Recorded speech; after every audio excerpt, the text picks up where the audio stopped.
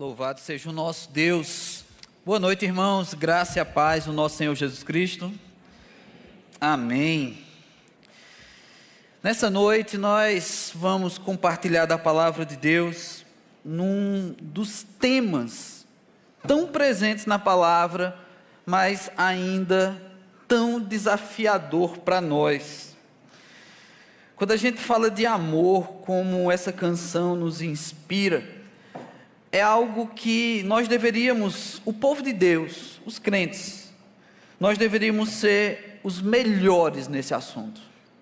Nós deveríamos ser expertos em amor, porque a base do sacrifício de Jesus Cristo, conforme as Escrituras nos traz, foi o amor. O ato de Deus enviar Jesus foi por amor. Jesus ensinou sobre amor e deixou amor não como uma possibilidade, não como se houver espaço ou se houver oportunidade. Jesus deixou o amor como mandamento, literalmente. Jesus mandou amar.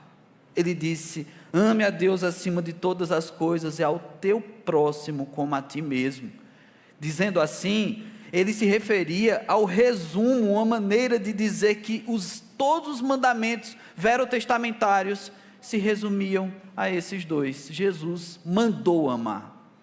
Quem sou eu para desobedecer uma ordem de Jesus? A mensagem de hoje, ela tem como título: onde está o amor? Onde é que foi parar o amor que nós deveríamos conhecer tão bem assim? Onde foi parar o amor? Algumas pessoas já me procuraram ao longo desses anos aqui na PIB para me perguntar por que eu não costumo usar slide nos meus sermões.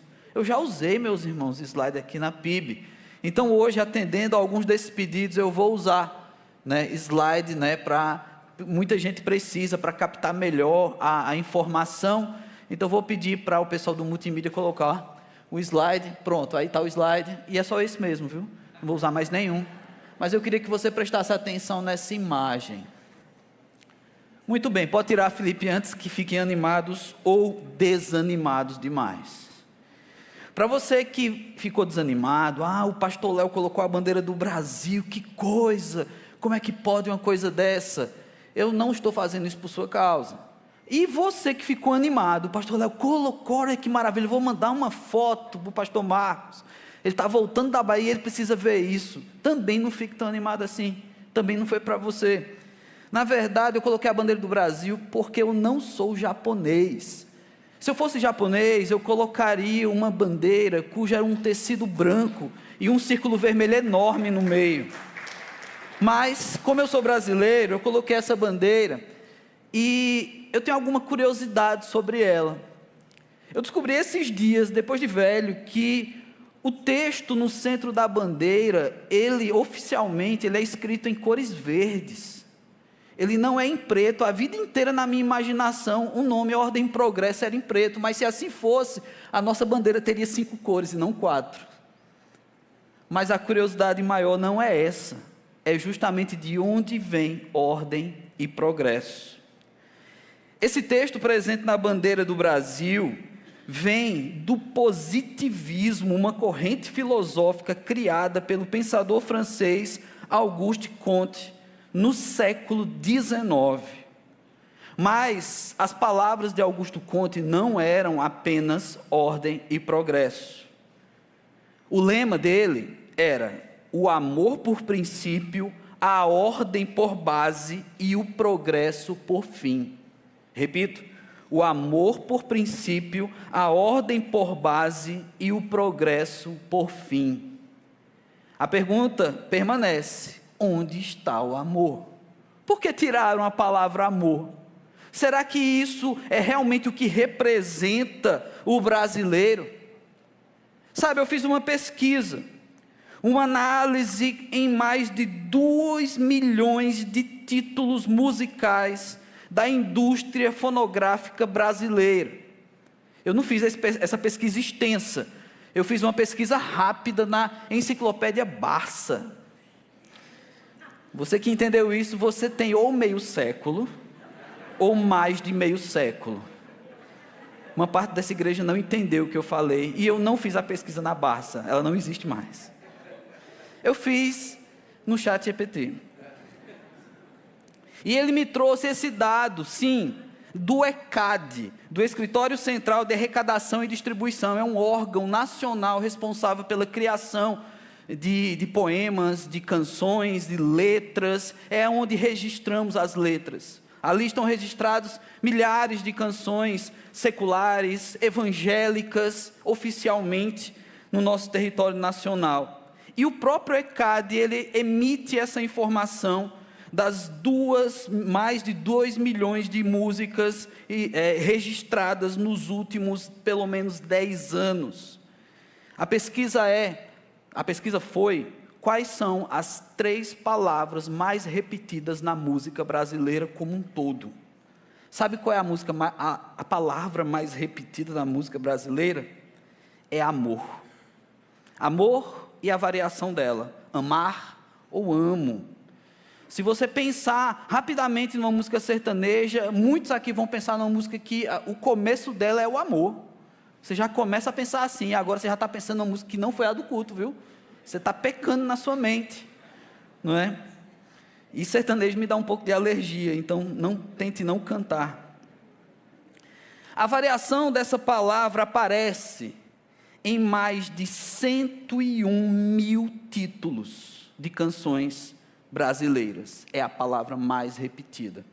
Sabe qual é a segunda palavra mais repetida dessas mais de 2 milhões de canções registradas? A palavra Deus, na música brasileira. E sabe qual é a terceira palavra? Vida. A gente sabe que a música brasileira, ainda mais em tempos como esse, aproximando do carnaval, tem muita bobagem sendo cantada, muita bobagem sendo tocada, mas na verdade, o que realmente representa o povo brasileiro pensando na arte como a música, seriam as palavras amor, Deus e vida. Talvez fossem essas palavras que deveriam estar na nossa bandeira. Acontece que de novo a palavra amor aparece, e de novo eu insisto, onde está o amor? Então abra sua Bíblia em 1 João capítulo 3, a partir do versículo 18, vamos encontrar esse amor. 1 João, capítulo 3, versículos 18 a 24.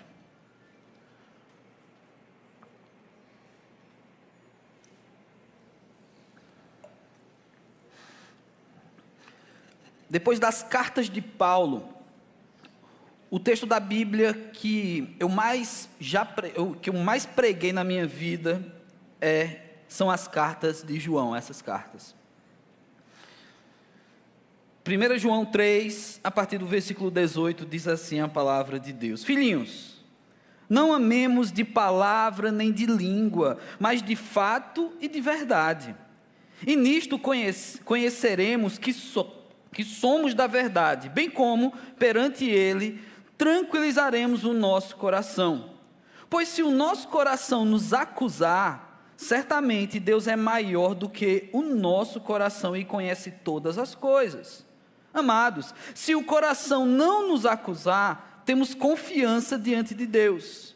E aquilo que pedimos dele, recebemos, porque guardamos os seus mandamentos e fazemos diante dele o que lhe é agradável. Ora, o seu mandamento é este, que creiamos em o nome do seu Filho Jesus Cristo, e nos amemos uns aos outros, segundo o mandamento que nos ordenou.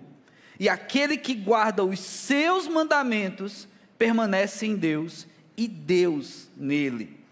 Nisto conhecemos que ele permanece em nós, pelo Espírito que ele nos deu. Que o nosso bom Deus aplique a sua palavra em meu coração, em nossas vidas, que não sejam as minhas palavras, mas as do Senhor nessa noite, em nome de Jesus Cristo, amém. Meus irmãos, nós vivemos um tempo em que as palavras, elas são usadas para tantas coisas. As palavras, elas vão perdendo sentido, elas vão perdendo a razão. São promessas, são declarações, são postagens, são discursos. Todo mundo tem uma opinião, todo mundo tem uma palavra, todo mundo tem uma posição. Mas quando se trata da palavra amor, eu repito, nós deveríamos ser, o povo de Deus, expert nesse assunto. Deveria ser uma prática comum, deveríamos ser conhecidos como o povo que ama. Imagina quão diferente seria em território nacional se, ao invés de um descrente acusar um evangélico de um alienado, chamasse de evangélico de povo que ama. Se ao invés de um descrente dizer que ir para a igreja é dar dinheiro para a igreja, é dar dinheiro para pastor, é ser manipulado, eles dissessem: você vai aprender sobre amor, vai aprender a amar na igreja. Como seria esse mundo, hein? Se o amor fosse presente dessa forma.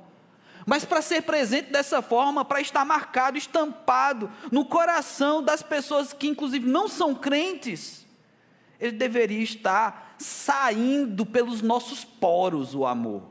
Deveria estar fluindo através de nós o amor. Por que então as pessoas enxergam nos crentes outros adjetivos e muitos nem são tão bons da gente lembrar? Porque temos essas marcas e não o amor. Onde está o amor? Onde foi parar esse discurso agora, não de pessoas, não textões na internet, não postagens, mas do próprio Senhor Jesus, que ensinou a amar, que amou na prática, para depois dizer: eu mando vocês amarem, eu deixo esse mandamento para vocês. Mas ele deu exemplo. O amor de Jesus foi de palavras e foi de sacrifício. Quando a gente pergunta onde está o amor, deveríamos perguntar também onde estão as nossas palavras, onde está o nosso sacrifício. Pois é, amor inclui isso. Essa é uma daquelas que nós chamamos, e até parafraseando com o apóstolo Paulo, de loucura do evangelho, em que o amor, que é um sentimento bom, ele gera em nós dificuldades, como sacrifício, como ter que lidar com pessoas que não amam, mas amar essas pessoas, ou como Jesus no Sermão do Monte, ensinando a amar os inimigos, e dizendo que deveremos orar por eles, não para que Deus leve logo, mas orar pelos inimigos, para que eles descubram o amor de Deus. Meus irmãos, como tantas vezes nós estamos tão distantes dessa realidade. Precisamos falar sobre amor, não porque é um discurso que deve nos motivar para algo. Amor não deve ser uma motivação. O nosso amor, o amor de um crente, de um cristão, ele é uma consequência, ele tem que ser uma resposta, porque a Bíblia diz que ele nos amou primeiro. Você tem que amar como resultado daquele que recebe o amor de Deus. Assim devemos amar. Nesses versículos, e mantenha a sua Bíblia aberta em 1 João 3, 18 a 24, o versículo 18, ele nos ensina que o verdadeiro amor se prova nas ações. João aqui, ele não despreza, ele não se poupa de usar palavras, mas aqui ele mostra em palavras que a nossa vida deve ser praticada. Não amemos de palavra nem de língua, mas de fato e de verdade. Parece que naqueles dias o amor também já era muito repetido, não sei nas canções, mas talvez no meio, nas convivências, nas pessoas, nos ambientes de socialização, talvez o amor fosse uma palavra muito conhecida nas poesias. E aqui João, inspirado por Deus, discípulo de Jesus, ele diz: gente, que não seja só palavras, mas seja praticado. Naquele tempo alguém já precisava alertá-los. O amor cristão, ele não é um sentimento apenas. Nós também podemos sentir amor, Não está errado. Quando João diz aqui que ele tem que ser palavras, não racionalize, não interprete isso de forma única e literal. Existe muito sobre amor na palavra de Deus. Ele diz que não é para ser apenas palavras. Porque o que são palavras, gente? Eu falei aqui de canções, por exemplo, do ambiente sertanejo. Gente que canta sobre amor e está no 5º casamento. É muito amor, né? É amor demais, não cabe para um casamento só. Isso não é amor. Isso não é amor. Não é? E mais uma vez eu citando sertanejo, eu tenho um trauma. Eu sou de uma família de 5 irmãos e eu sou o 3º filho.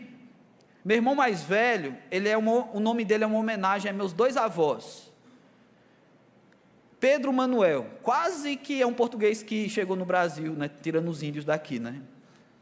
O meu 2º irmão, o nome dele é Leandro, e o meu é Leonardo. A minha mãe fez isso de propósito. Tem muito adolescente hoje que vai fazer terapia, e com razão, porque sofre bullying. Eu já nasci no bullying. Aí eu venho, a convite dessa igreja, pastorear aqui na juventude, uma igreja que tem um pastor chamado Vitor. Então aqui tem Vitor e Léo, nessa igreja. Se bem que eu estou bem, né? Da dupla Leandro e Leonardo, o Leonardo é o que está vivo. Da dupla Vitor e Léo, o Léo é o que não foi preso por violência, né? Então, eu estou bem, e advogados, por favor, me ajudem com esse corte. Isso pode me prejudicar. Então, se canta muito sobre amor, mas será que se vive esse amor? João, ele entendeu isso, ele entendeu que era possível falar, ele entendeu que era até fácil falar. Então o conselho dele é que não sejam só palavras. Talvez você consiga dizer até de forma bela, talvez você consiga descrever e fazer uma poesia, uma rima, uma prosa. Talvez você consiga fazer uma música agora. Tem gente que tem essa habilidade, e falar de amor. Mas se isso estiver só nas palavras, que amor é esse? Como eu vinha dizendo, o crente, ele pode sentir amor, mas não é para ser só sentimento. Não é para ser só sentimento. Ah, pastor, porque eu não sinto amor por determinadas pessoas. Recentemente eu estava falando sobre amor, e uma pessoa que não é da convivência cristã, é de um outro ambiente religioso, me abordou e disse assim: olha, isso aí é fácil para quem tem um espírito evoluído. Num tom certo de ironia, sabe, dizendo assim: você é bom demais para falar sobre isso. E eu disse para ela: olha, eu não sou espírito evoluído não, eu não sou bom demais não. Na verdade eu creio naquele que é o Espírito Santo. E ele sim, ele está acima de tudo. Ele me ensina sobre amor, ele me exige amor, mas eu ainda tenho muito a aprender para colocar isso em prática. O amor não pode ser apenas também um discurso religioso. Ah não, eu sou crente, então eu tenho que amar. Se você tem esse discurso, que eu sou crente e eu tenho que amar, você tem um problema. Você está fazendo do amor uma religião. A nossa fé se baseia em Cristo Jesus, que morreu por amor para te dar vida, e vida em abundância. Se você acha que é pesaroso amar porque você é cristão, você tem um problema. Não é para ser, não é um discurso religioso. O amor é uma ação concreta em favor do outro. Guarda essa palavra, em favor do outro. É você ter desprendimento de si mesmo. É você viver de tal modo que isso vai aparecer, não para você se aparecer, não para você se exibir como uma pessoa amorosa, mas para as pessoas verem o amor de Jesus em você, em mim. É desafiador. Mateus 5,16 diz: da mesma forma, as suas boas obras devem brilhar, para que todos as vejam e louvem a seu Pai que está nos céus. Gente, essas palavras de Jesus não é para você chamar atenção, não é para você ser o centro das atenções. A palavra brilhar aqui, ela pode causar um impacto ruim, se a pessoa não ler com cuidado. O amor de Deus, tal como essas palavras de Jesus, ele deve ser evidente. O brilho aqui é algo que reluz. Assim como a minha cabeça reluz diante de vocês. O amor de Deus tem que fazer a sua vida reluzir. Você tem que iluminar com esse amor por onde você anda. Porque por onde nós andamos, irmãos, tem muitas trevas. Está faltando amor. Está faltando amor na bandeira, está faltando amor na prática. Se canta sobre amor, mas está faltando amor. E nós somos os únicos que têm isso como responsabilidade. Nenhum outro lugar, nenhum outro ambiente, clubes sociais e até outras religiões se mandou amar. Não. Onde você passar, você vai encontrar amor como um conselho. Amor como uma prática boa, que em determinada religião vai dizer que você vai se tornar um espírito evoluído, sim, se você praticar o amor. Em outra vai dizer que se você amar bastante, fizer boas coisas, você garante um cantinho no céu. E assim vai, em diversas religiões. Usa-se amor até para ganhar votos, usa-se amor para dizer de um time de futebol. Como é que se ama um time de futebol? Amor Série B. Isso tem nada a ver com os times daqui do Ceará. Como é que se ama um time de futebol? Como é que se ama um animal? Eu sei que meu cachorro, quando eu morrer, ou quando ele morrer, eu espero que ele morra antes de mim. Eu acho que eu já vou providenciar isso hoje, para que não aconteça o que eu acabei de falar. Mas eu espero. E o meu cachorro, quando ele morrer, eu sei que vai deixar a gente triste. Eu e a Simone. Mas ele é um bicho. Eu não consigo amá-lo como eu devo amar os meus inimigos. Eu tenho que amar os meus inimigos mais do que o meu cachorro. Pastor, mas se você ver a foto do meu, eu jogo seu celular no chão com a foto do seu. Estão tratando o cachorro de um jeito que eu queria ser tratado, viu, muitas vezes. A verdade é que a palavra de Deus nos chama para ter um coração sincero. Então, de verdade, seja sincero com Deus. Se você não está conseguindo amar o suficiente, se você não está conseguindo colocar isso em prática, se você não se acha esse tal espírito evoluído que está pronto para amar os teus inimigos. Os versículos 19 e 20 desse texto, ele nos apresenta assim, que devemos ter esse coração sincero, mas encontrar descanso no Senhor. Aqui, João apresenta essa carta aos cristãos da dispersão, cristãos que já estão sofrendo perseguição, e que ao chegar, ao ter acesso a esse conteúdo, eles iam ouvir essas palavras, uma espécie de exortação para amar.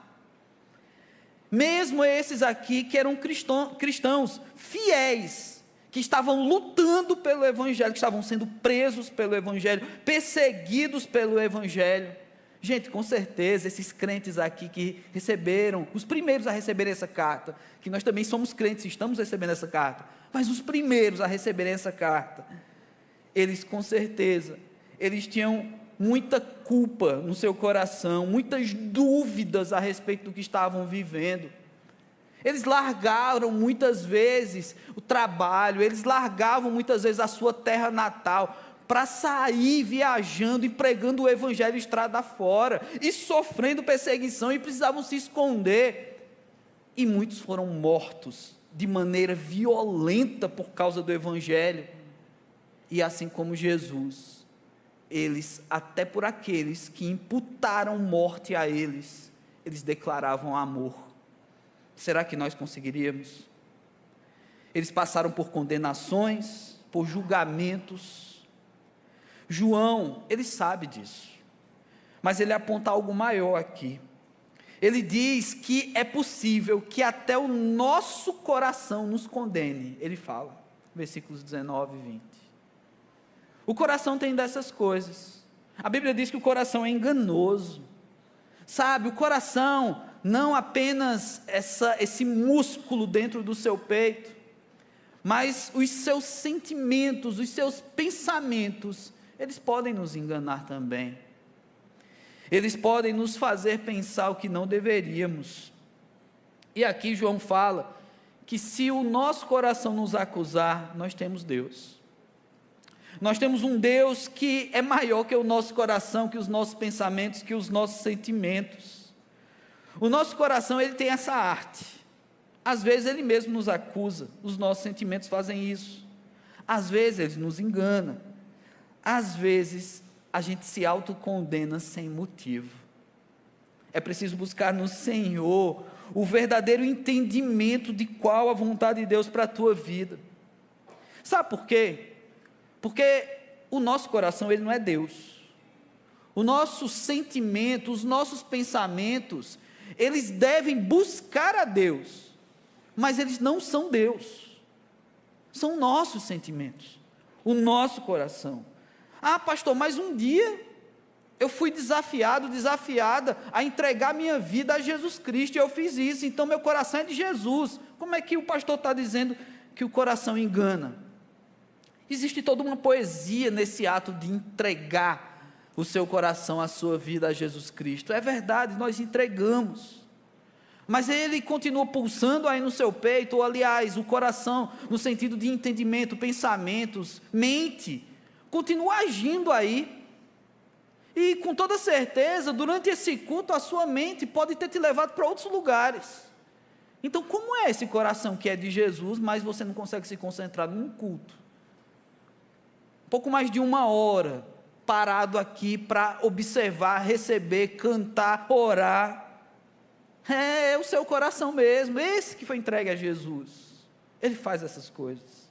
Na verdade, Deus, que é diferente do nosso coração, Ele conhece todas as coisas, Ele sabe a verdade. Deus enxerga os seus pensamentos, os meus pensamentos. E Deus, apesar de enxergar tudo, inclusive os nossos defeitos, Ele julga com graça. É diferente. Porque o que João está dizendo aqui de um coração que nos acusa, é que às vezes, o nosso coração está tão pesado, a nossa mente está tão cheia daquilo que nós vamos coletando ao longo da semana, do dia, que o nosso julgamento a respeito de nós mesmos é acusador. Deus julga com graça. Às vezes nem nós conseguimos ser graciosos conosco mesmo, imagina com o outro. A palavra de Deus diz lá em Romanos 8:1: agora, pois, já não há nenhuma condenação para os que estão em Cristo Jesus. Que direito tem o nosso coração de nos acusar se não há condenação? Que direito tem você de acusar outras pessoas se Cristo tirou a condenação? Ah, mas a pessoa não é de Cristo, então te resta orar por essa pessoa e amar essa pessoa, agir em função ao benefício dessa pessoa. Você está pronto para isso? Você está pronto para amar? Você gostaria, em vários cultos, a gente tem, por exemplo, no final do ano, começo de ano, cultos onde a gente faz listas de oração, listas de gratidão, listas de pedidos de orações.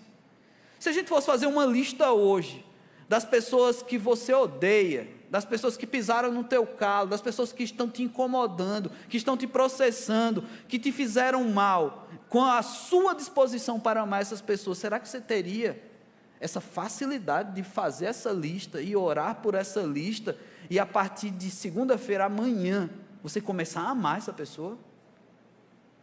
Essa lista não é fácil, não é fácil.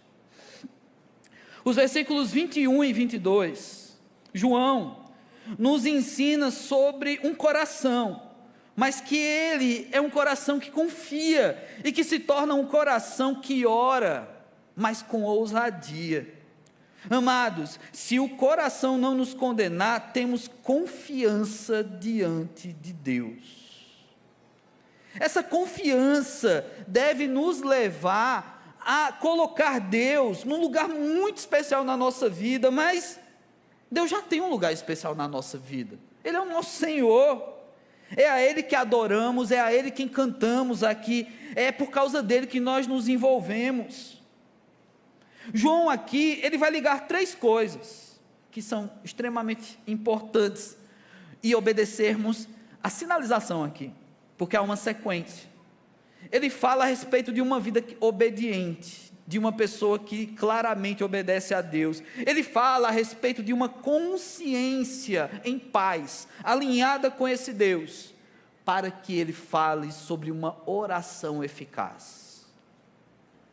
Obedeça à sinalização, porque todos gostaríamos de ter uma oração eficaz, todos gostaríamos de orar por algo e que aquilo acontecesse imediatamente. Sabe, uma oração miojo, em 3 minutos está pronto. Mas uma oração, o miojo mata, a oração. Aqui, João, ao colocar essa sequência, ele mostra que há muito em nós, há um desafio enorme, uma caminhada a ser percorrida, talvez uma maratona a ser disputada, para você chegar a ter uma oração tão alinhada com Deus, mas tão alinhada com Deus, que a resposta de Deus pode ser até imediata, até se assim for a vontade dEle. Mas antes, uma vida que obedece. Antes, um coração, uma consciência, uma mentalidade em paz, consigo mesmo e com os outros, para daí orarmos e termos a certeza e termos respostas, muitas vezes rápidas na nossa vida. Não é que se obedecermos a Deus, Deus vai ser manipulado pela nossa bondade em obedecê-lo, não é assim. Mas por que, gente? Ao obedecer a Deus, ao ter paz com o nosso coração, porque está alinhado ao coração de Deus, tudo aquilo que pedirmos será já a vontade de Deus. É por isso que a oração tem eficiência. Tem orações que não têm resposta, porque ainda não está alinhado com o coração de Deus. Talvez essa oração precisa mudar um pouco. Eu não estou te obrigando a mudar as suas palavras, não é o jeito de orar, mas é talvez a intenção. Talvez você esteja pedindo uma coisa para Deus, que o que você deseja lá no fundo é desfrutar de forma egoísta dessa coisa que você está pedindo a Deus. Talvez. Eu também sou humano, gente, eu sei que existem essas coisas. E se assim for, você acha que Deus vai te responder? Você acha que Deus, o Deus Todo-Poderoso, o Deus que sabe o que é amor, cuja essência é amor, que nos ama tanto, que já deu o maior dos presentes, Ele pode te dar outros presentes, não maiores que Jesus, não maiores que o sacrifício, que é a salvação, mas Deus, que pode te dar qualquer coisa, Ele vai te dar algo que vai te deixar ainda mais egoísta, ainda mais amante das coisas humanas, ainda mais terráqueo, no sentido de amar as coisas desse mundo. Você acha que Deus vai te permitir, vai te dar esse presente? Que Deus é esse? Então, muitas das nossas orações, é bem provável, ainda não foram respondidas, porque ainda não foram alinhadas com Deus. É pesado falar isso, porque isso começa em mim, porque eu também peço muita coisa para Deus, eu sei que você pede também. João capítulo 15, versículo 7 diz: se permanecerdes em mim, escuta bem, se permanecerdes em mim, e as minhas palavras permanecerem em vós, pedireis o que quiserdes, e vos será feito. A mesma coisa em outras palavras. Se vocês estiverem alinhados comigo, e as minhas palavras, ou seja, a palavra de Deus, a vontade de Deus, a revelação de Deus, está tão presente na nossa vida, no nosso coração, que o meu pedido é a vontade de Deus. Assim, tudo o que eu pedir será feito. E tudo isso, ainda estamos falando de amor. Sabe por quê? Porque se Deus não nos dá tudo o que pedimos, Ele faz isso também em amor. Ele faz isso em amor. Eu já ouvi muitas experiências paternas, maternas, que um pai e uma mãe, você que é pai e mãe deve saber bem disso, muitas vezes precisa negar, mesmo podendo dar algo para o filho, para educá-lo, educá-la, porque a vida não é tão simples assim. Porque não é só pedir e chegar. Porque a vida também tem outros desafios e o formato pedagógico eu respeito na sua casa, cada um tem o seu. Mas eu fico pensando a pedagogia de Deus aqui. A pedagogia de Deus. E talvez o sofrimento seja entender, Deus, então o que é que está errado na minha oração? Me ensina, Deus, diz qual é a palavra que está errada, qual é a intenção que está errada. Meu amigo, minha amiga, você precisa orar. É Deus quem vai examinar teu coração, Ele sonda. Eu não tenho uma bola de cristal, algo mágico que eu possa te responder. Talvez você já estivesse planejando, eu vou marcar um horário com o pastor, para falar para o pastor as minhas orações, para ele dizer quais as aprovadas e as reprovadas.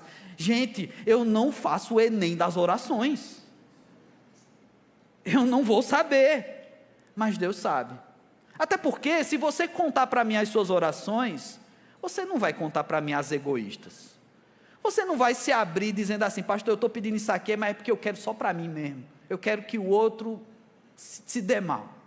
Eu quero para mim isso aqui. Eu estou orando para Deus fazer algo porque eu quero, eu desejo. Você vai aliviar quando for falar com um dos pastores. Só que Deus sabe. Então você precisa dobrar seu joelho. Você precisa gastar umas gordurinhas jejuando, né? A Bíblia inventou o monjar há muito tempo atrás, gente. Jejum e oração.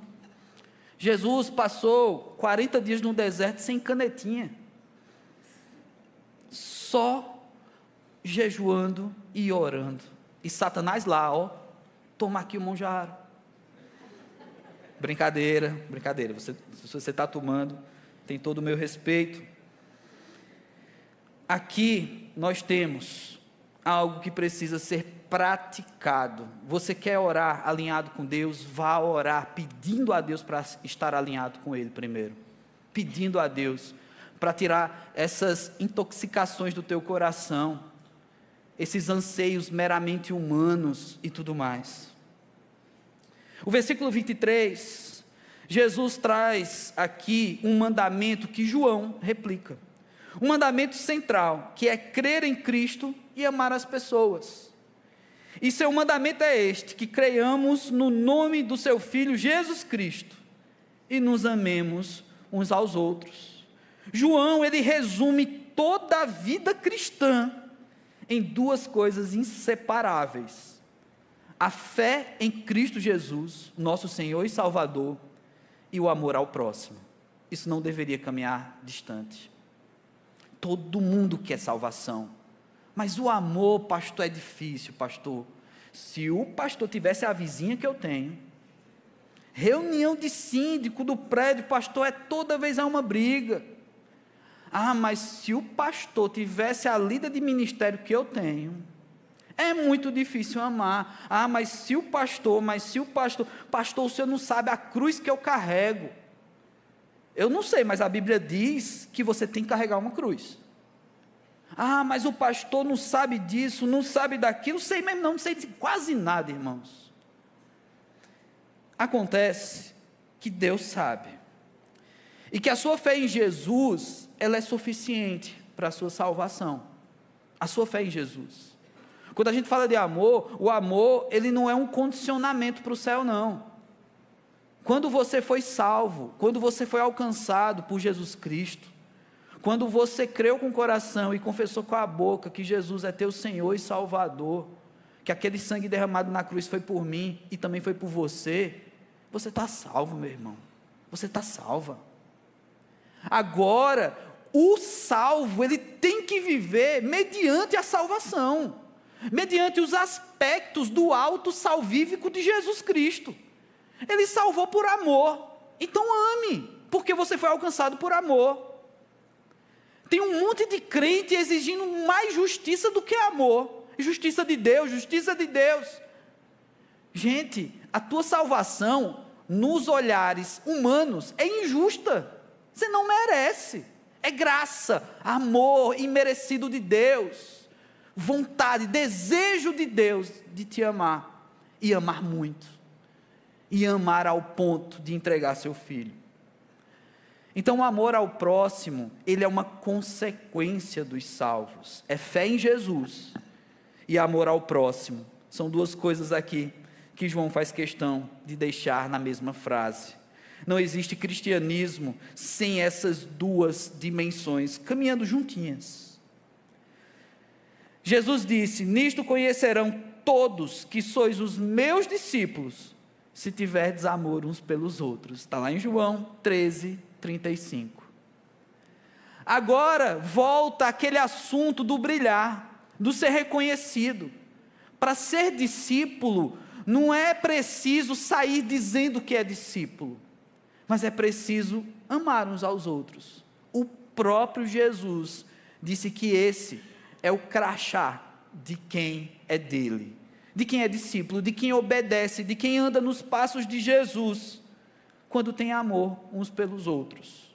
Logo, aquilo que eu falei no começo do culto sobre as impressões que pessoas de outras religiões ou descrentes têm a respeito dos crentes, talvez o problema esteja aqui.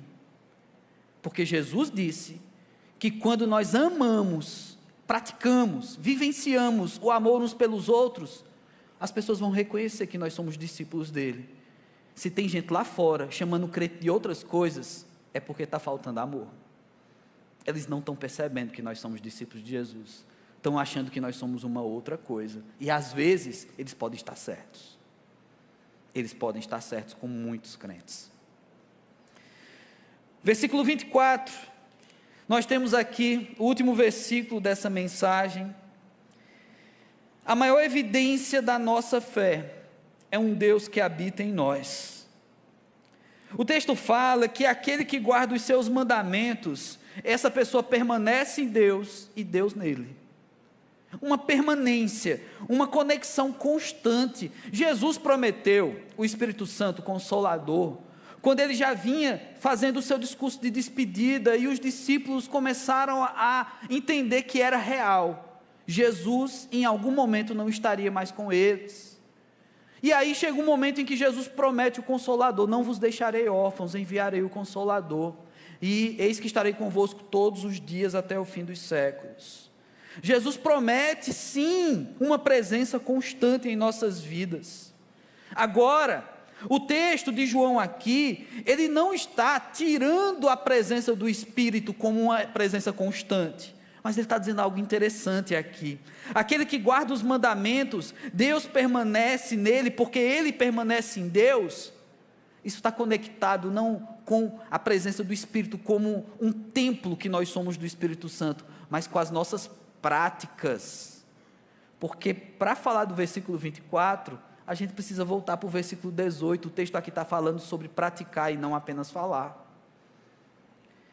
Então João está dizendo que aqueles que guardam os mandamentos, e vamos facilitar, amar a Deus acima de todas as coisas e amar o próximo como a ti mesmo, aqueles que guardam esses mandamentos, Deus permanece, ou seja, a expressão de vida, a prática da pessoa vai demonstrar Deus está nele. Você tem Deus em você, porque eu estou vendo você amando. Você tem Deus em você, porque eu vejo que você ama a Deus acima de todas as coisas. Você tem Deus em você, porque você se ama, você se cuida, porque é para amar o próximo como a nós mesmos. Eu vejo Deus em você, porque você ama as outras pessoas apesar delas. Apesar delas. Então, Deus permanece em nós. Prática. Precisamos viver então essa comunhão viva com Deus. Ele já habita, mas ele precisa ser praticado. Pratique Deus essa semana. Nós estamos vivendo na sociedade um movimento impressionante. Eu estou muito feliz com o momento, por exemplo, dos jovens, não apenas os jovens da nossa igreja, eu também estou feliz com os jovens da nossa igreja, mas com a juventude de modo geral. Hoje, os bares e as boates estão diminuindo, as pessoas estão indo para a academia. Isso tem um lado ruim? Tem. Muita gente está fazendo idolatria do próprio corpo. Mas, ao mesmo tempo, a diminuição de bebedeiras, de prostituição, para buscar vida saudável, me alegra. Isso é um aspecto do alto amor Claro que a gente precisa ensinar para essas pessoas que não é ter o corpo perfeito que defina isso, mas é você cuidar de si mesmo, ter longevidade, ter saúde. Isso vale a pena. Essa presença do Espírito Santo de Deus em nós, esse Deus presente e evidenciado em nós, precisa também ser visto pelas pessoas. Quando você treina, você tem que postar uma foto, ou senão não treinou. Algumas pessoas perguntaram para mim se eu parei de correr, porque há muito tempo eu não postava. Eu parei de postar. Aí voltei a colocar uma postagem. Então o pastor voltou a correr. Eu estava correndo, mas se não postar, não está correndo. Isso é o jeito que o mundo interpreta as coisas. Mas deixa eu te falar, uma postagem da palavra de Deus, se você não amar, o teu treino em Deus não está pago. O amor é justamente a postagem de Deus, de que você está fazendo. Romanos capítulo 8, versículo 16 diz: o próprio Espírito testifica com o nosso espírito que somos filhos de Deus. É necessário que haja uma convergência dessa unidade, desse amor. É algo de Deus em nós e é algo nosso em Deus. Assim, o nosso amor será muito mais que palavras. Assim, o nosso amor, ele será de fato uma prática. Assim, o nosso amor será visto pelas pessoas, mas não só para você ser admirado, não é para isso, mas para Jesus ser evidenciado. Assim, o povo de Deus, quem sabe um dia, será conhecido lá fora tão somente como um povo que ama. Que ama. Um povo que oferece o outro lado do rosto, que anda mais uma milha, que oferece mais uma capa, porque ama. Esse é o povo de Deus. Então, meus irmãos, o amor verdadeiro se manifesta em ações. A fé verdadeira produz paz interior. A comunhão verdadeira gera uma oração confiante em Deus. E uma vida verdadeira se sustenta na presença do Espírito. Como eu comecei esse culto falando sobre a música brasileira, eu vou terminar ele com uma poesia. Um poema lindíssimo que eu encontrei esses dias. Ele diz assim: se eu falasse a língua dos homens e dos anjos, mas não tivesse amor, seria como um sino que ressoa ou um símbolo que retine. Se eu tivesse o dom de profecias, se entendesse todos os mistérios de Deus e tivesse todo o conhecimento, e se tivesse uma fé que me permitisse mover montanhas, mas não tivesse amor, eu nada seria. Se desse tudo o que tenho aos pobres, e até entregasse o meu corpo para ser queimado, e não tivesse amor, de nada me adiantaria. O amor é paciente e bondoso. O amor não é ciumento nem presunçoso, não é orgulhoso nem grosseiro. Não exige que as coisas sejam à sua maneira, não é irritável, nem rancoroso. Não se alegra com a injustiça, mas sim com a verdade. O amor nunca desiste, nunca perde a fé, sempre tem esperança e sempre se mantém firme. 1 Coríntios 13, de 1 a 7.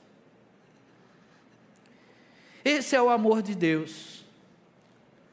O autor dessa poesia, ele sentiu esse amor. Ele não sentiu de todas as pessoas, ele sentiu de Deus esse amor.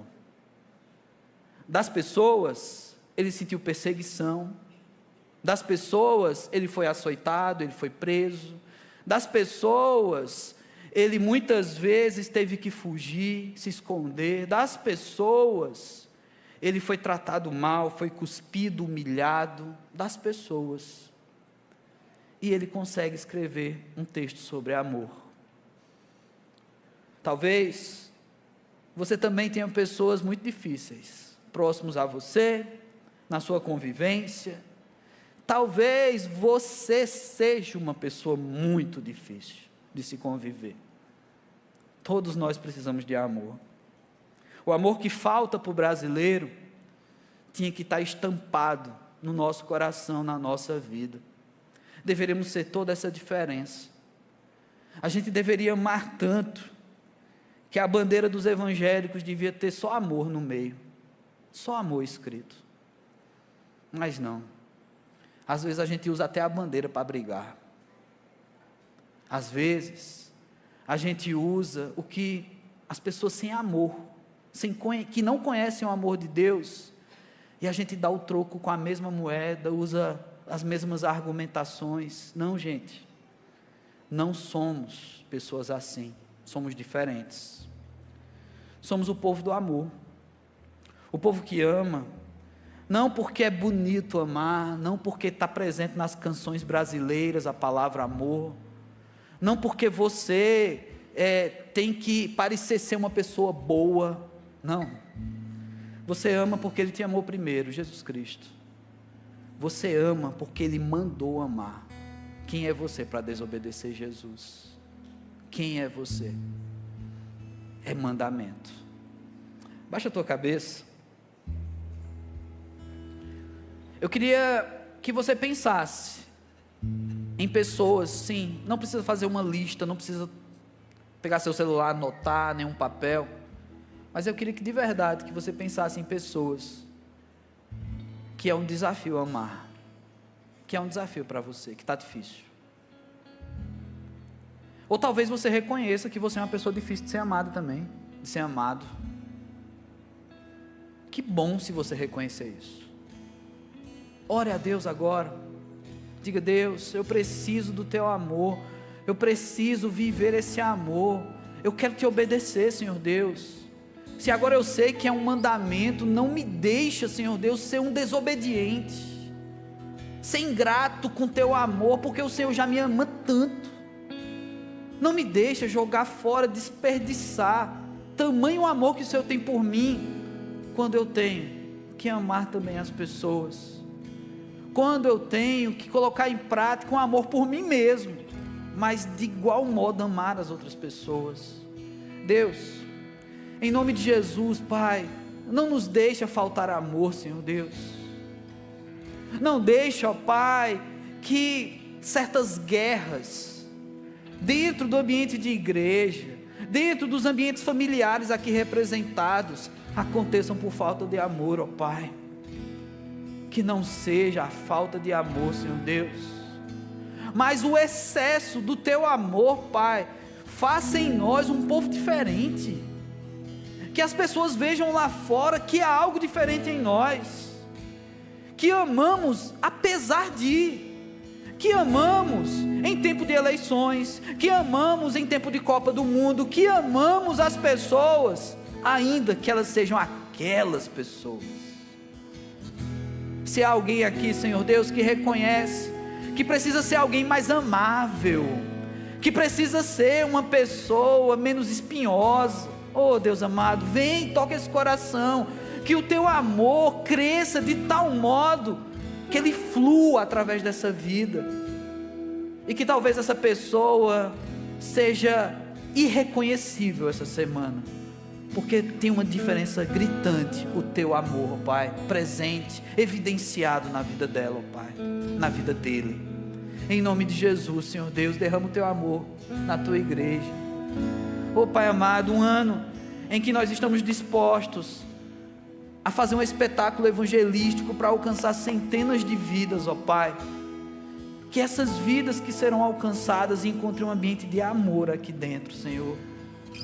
Que aqueles que serão alcançados pela casa do julgamento, ó Pai, ainda lá no segundo semestre, mas desde já, ele possa encontrar um terreno de amor aqui, Senhor Deus, e que esse terreno tem que começar hoje, não durante a casa do julgamento. Então faz isso agora, Deus, que cada coração aqui receba do teu amor, e não consiga suportar tamanho amor do Senhor por nós, ó Pai, que seja maior do que os nossos pensamentos, maior do que as nossas orações, maior do que o nosso coração quando nos acusar, que o teu amor seja maior que tudo, pois ele é.